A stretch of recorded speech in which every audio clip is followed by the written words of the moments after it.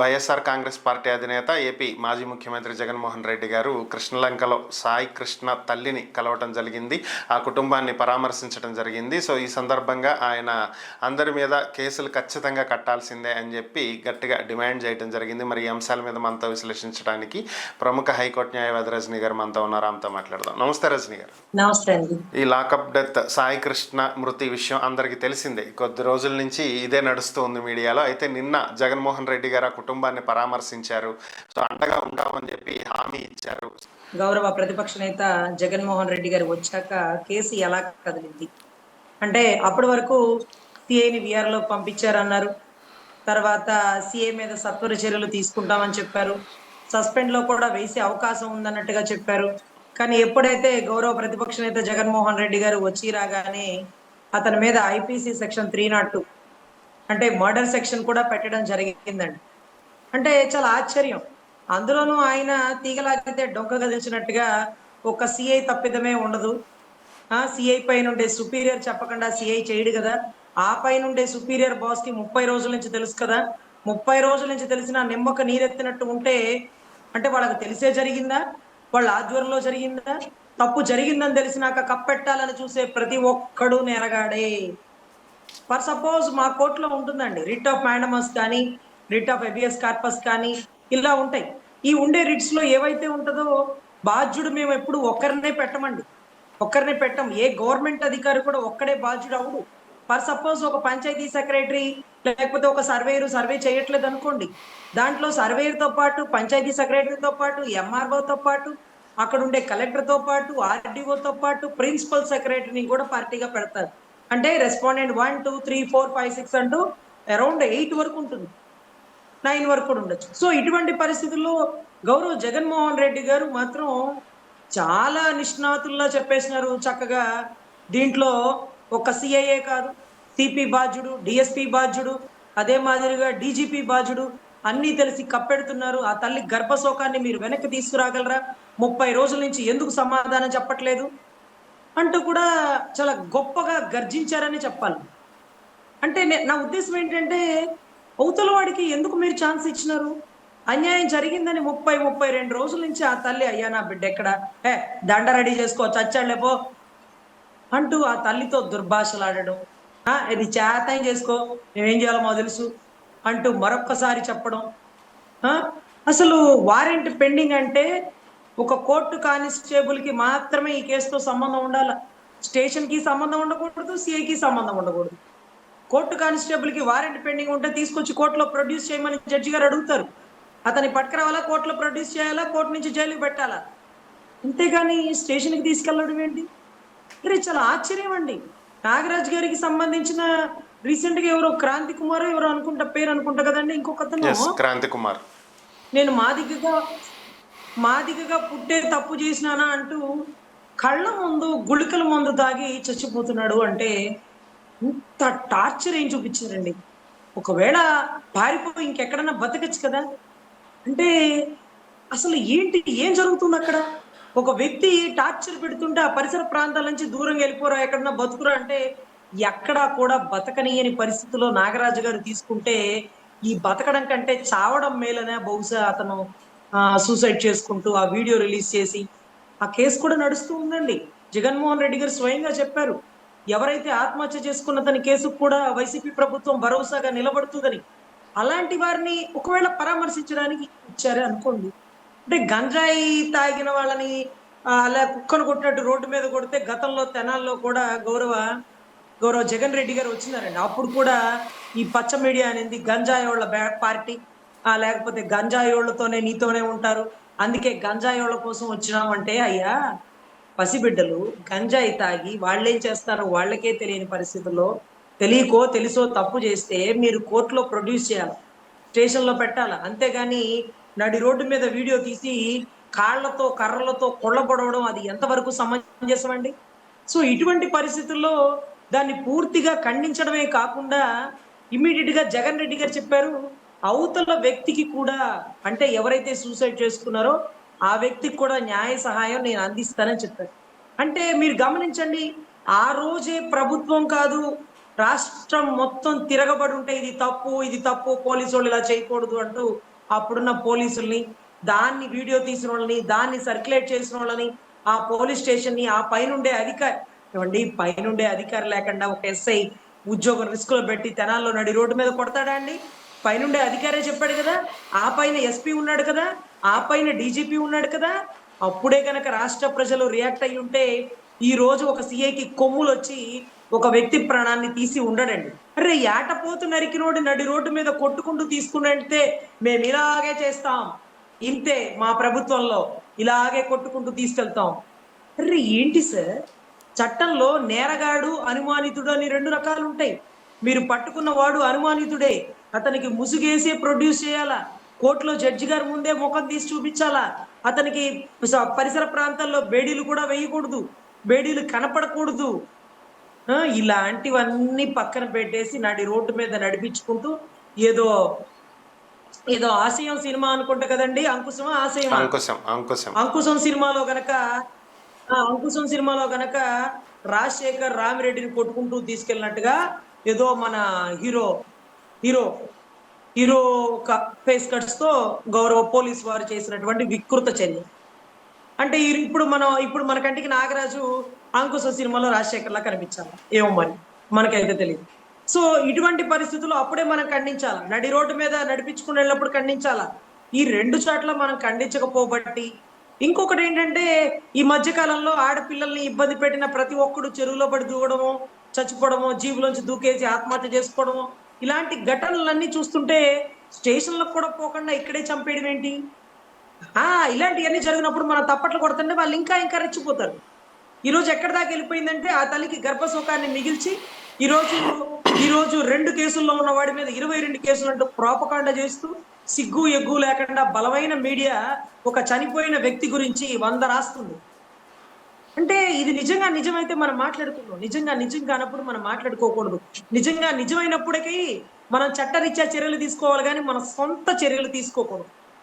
సరే, ఎనీవే గౌరవ జగన్ రెడ్డి గారు ప్రతిపక్ష నేత గారు రియాక్ట్ కాబట్టి, సింగపూర్ నుంచి వచ్చినటువంటి చంద్రబాబు గారు, తెలంగాణ నుంచి వచ్చినటువంటి, తెలంగాణ నుంచే కదా, మొన్న మధ్య అక్కడే ఉన్నారు కదా, వచ్చినటువంటి గౌరవ డిప్యూటీ సీఎం కూర్చొని చర్యలు తీసుకుంటున్నారు, చర్చలు చేసుకుంటున్నారు. మరి హోంశాఖ వర్యులు ఆన్ సీన్ లోకి వెళ్ళి తల్లిని ప్రకరించిందా? ఆ కష్టం రజనీ గారు ఇప్పుడు ఆ పరిసర ప్రాంతాల్లోకి వెళ్తే 32 రోజుల నుంచి ఎన్నిసార్లు హోమ్ మినిస్టర్కి లెటర్ పెట్టుంటారమ్మా? అయినా సరే ఏముందులే స్పందించేది, ఎంతో కొంత చిల్లరపడేయండి, వాళ్ళే ఏరుకుంటారు. ఆ తలపొగరు తగ్గించుకుంటే మంచిది. అందరూ చిల్లర్లకి, మీరిచ్చే పదవులకి, మీ మోచేతి నీళ్ళకి ఎవరు ఆశపడరు తల్లి.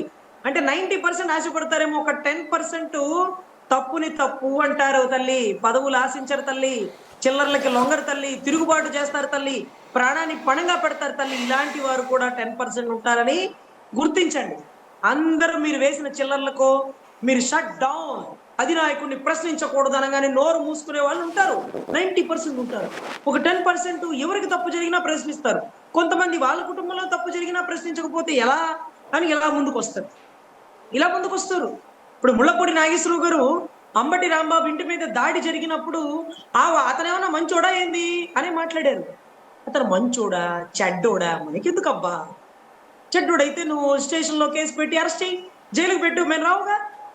ఆపకుండా 7 గంటల 20 నిమిషాలు ఇంటి మీద దాడి చేస్తే దాన్ని తప్పు అని చెప్పడానికి గౌరవ ఆయన ఎందుకులేండి లాగడం పొద్దుగుకులు, ఆయనతో మాకు సంబంధం లేదు. గౌరవ సీఎం గారికి, హోమ్ మినిస్టర్ గారికి స్పందించలేకపోయినారు. వీరు కదా స్పందించాల్సింది. అంటే ముఖ్యమంత్రి గారు, హోంశాఖ వర్యులు స్పందించలేని పరిస్థితి. సో అంటే ఎక్కడో ఎవరికో జరిగింది కాబట్టి మనం స్పందించాల. కనీసం మన కుటుంబంలో జరిగినప్పుడన్నా మనం ప్రశ్నించకపోతే ఎలా? ఇంకా కూడా పార్టీని కాపాడాలి, ఇంకా కూడా అధినాయకుడికి మాట వచ్చింది, ఇంకా కూడా మనం తిరగబడితే కూటమికి చెడ్డ పేరు వచ్చింది. ఈ పిచ్చి మాటలన్నీ మానుకొని తప్పుని తప్పు అనే ప్రశ్నించాలి. మీరు మాకు అలవాటు చేసింది అదే కదా, మీరు నేర్పించిన విద్యయే కదా నీరజాక్షి అంటూ ఈ రోజు ఆ బిడ్డ మేనమామ బయటకు వచ్చినారు. రాంబాబు విషయంలో మాట్లాడలేకపోయినా వాళ్ళ బాబు విషయంలో ఉన్నా మాట్లాడాలి కదా. ఏమయ్యా, వాళ్ళ బాబు విషయంలో కూడా మాట్లాడకూడదు? ఏం మాట్లాడినా షట్ డౌన్, అధినాయకుడిని ప్రశ్నించకూడదు.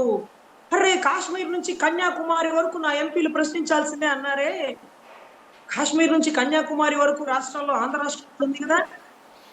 దేశ సమగ్రతనే కాపాడుతానంటున్నారే కానీ తెలుగుదేశ సమగ్రతను తప్ప ఈ రాష్ట్రంలో ల్యాండ్ ఆర్డర్ ని కాపాడలేని పరిస్థితి కదా. అంటే ఇప్పుడు ఆయన ఏమనాలన్నా పాపం ఆ శాఖ అయింది కాదు కదా, ఆయన అలా అడగకూడదేమో, పోనీలెద్దు. ఆయన శాఖలో ఉంటే అడుగుదాం, హోంశాఖకి ఆయనకి ఏం సంబంధం. అంటే ఆయన డిప్యూటీ సీఎం కదా, నన్ను చూసి ఓటేయండి అన్నాడు కదా.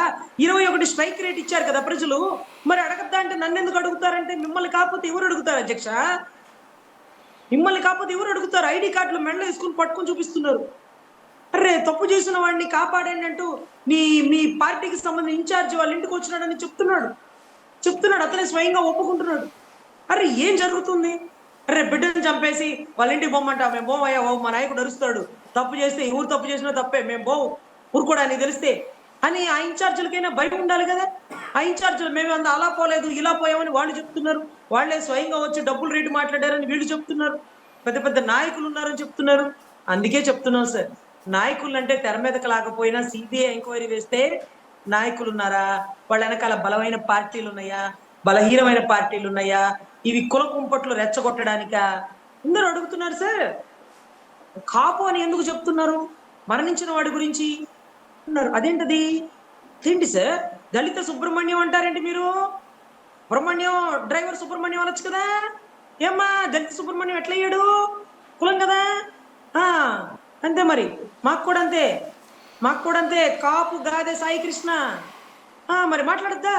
అతని కోసం ఎవరు వచ్చారు? కుల సంఘాల నాయకులు అందరూ వచ్చారు. చంద్రు జనార్దన్ గారు వచ్చారు, లేకపోతే ఆయన ఎవరు రాధారంగ మిత్రమండలి ఆయన వచ్చారు, వీళ్ళందరూ వచ్చారు. ఎవరు? కులం తల్లి. నిన్న ఒక మాట అనగానే ఎవరు బయటకు వచ్చినారు? చంద్రబాబు గారు బయటకు వచ్చారా, నారా లోకేష్ గారు వచ్చారా, గంటా శ్రీనివాస్ గారు వచ్చారా, అయిన పాత్రుడు గారు వచ్చారా? ఎవరు వచ్చారు? మంద కృష్ణ మాదిక్ గారు వచ్చారు. ఎందుకు వచ్చారు? మా కులం బిడ్డ అని వచ్చినారు కదా. అలాగే ఇక్కడ కాపోడిని నడి రోడ్డు మీద నరికి చంపేసినట్టుగా మీరు లాకప్ డెత్తులు చేసేస్తే కాపు సామాజిక వర్గం వచ్చింది. నేనైతే పోలేదమ్మా, నేనైతే వాళ్ళ ఇంటికి పోలేదు, వాళ్ళని పరామర్శించలేదు, నేను స్టేషన్కి పోలేదు, సిఐని నిలదీయలేదు, కోర్టుకు పోలేదు, ఆ కేసుని పట్టించుకోను లేదు. కానీ ఇది తప్పు కదా. దీన్ని ప్రశ్నించకపోతే మా వృత్తి ధర్మాన్ని మేము నిర్వహించినట్టు కదా. కనీసం తప్పుని మీడియా ముఖంగా అన్న ప్రశ్నిద్దామని అడిగినానమ్మా. ఎంతో మంది బయటికి వచ్చి కులం ఎందుకు వస్తుంది అన్నాడు. వస్తుందమ్మా, వస్తుంది, కులమే వస్తుంది. అరే కులం రాకపోతే ఎలా? మీరు దాడి చేసినప్పుడు దళిత మినిస్టర్ మీద దాడి చేస్తారా అంటారు. మొన్న జోగి రమేష్ గారు ఆ ఇంటి మీద దాడి చేసినప్పుడు ఏమన్నారు? బీసీల మీద దాడి చేస్తారా అన్నారు కదా. అలాగే దళిత సుబ్రహ్మణ్యం, లేకపోతే ఇంకా ఎక్కడ ఏ కులం? మీకు ఈ మధ్య అమర్నాథ్ గౌడ్ అండి ఒక బీసీ బిడ్డని అని గర్జించినావు కదా తల్లి.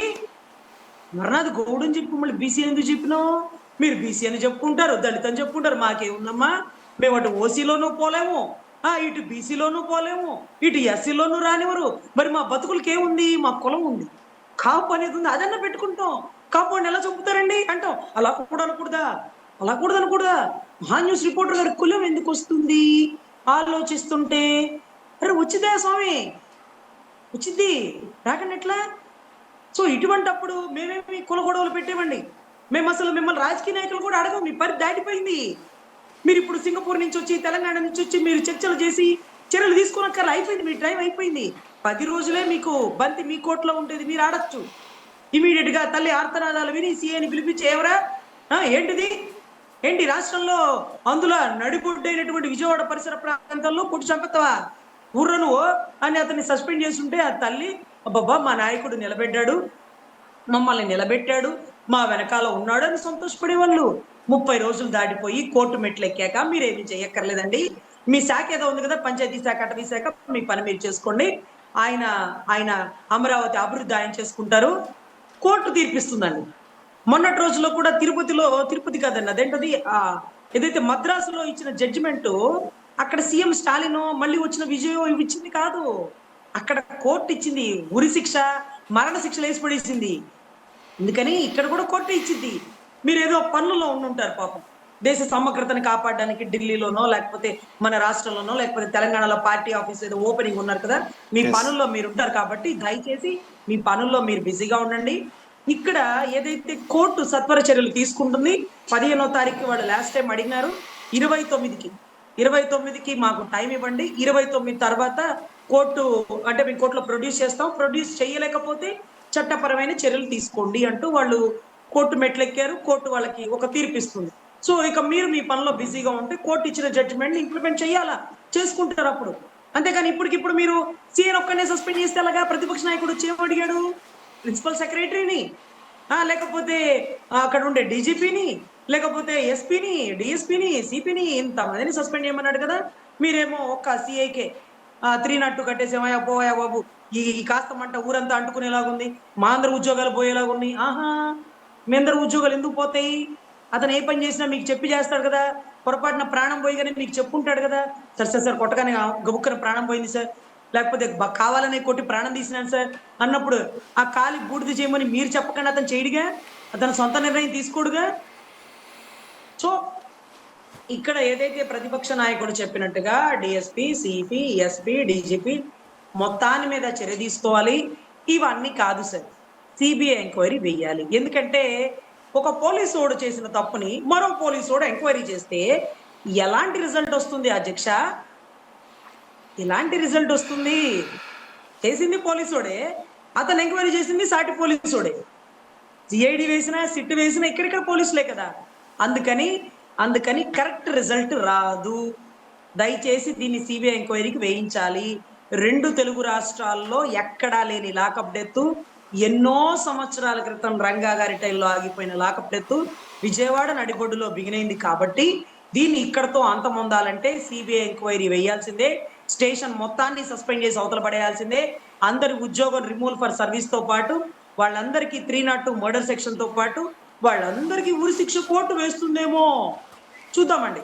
సో ఎనీవే, ఒక పోలీసోడు చేసిన తప్పని ఇంకొక పోలీసోడు పర్యవేక్షించగా సరైన రిజల్ట్ రాదని నా భావన. దీన్ని సిబిఐ అయితేనే కరెక్ట్ గా రిజల్ట్ బయటకు వస్తుంది. దీని వెనకాల ఉండే నాయకులు, కుంభకోణాలు, పార్టీలు, బలమైన వాళ్ళు, డబ్బు లావాదేవీలు, అసలు డైవర్షన్ పాలిటిక్స్ లో తెర మీదకు తీసుకురావడానికి ముళ్ళపూడి నాగేశ్వరరావు గారి మేనల్లుని తీసుకురావడం, మళ్ళీ కులకుంపట్లు రేపడం, ఇవాళ అన్నిటికీ కారణమైన వాళ్ళని సిబిఐ సత్వరమే పట్టుకుంటుందని, సిబిఐ ఎంక్వైరీ పెట్టించాలని ఒక న్యాయవాదిగా నా తరపు కూడా అభ్యర్థనండి. Okay madam, thank you madam. ఈ అంశాల మీద మీ విశ్లేషణ అందించినందుకు ధన్యవాదాలు.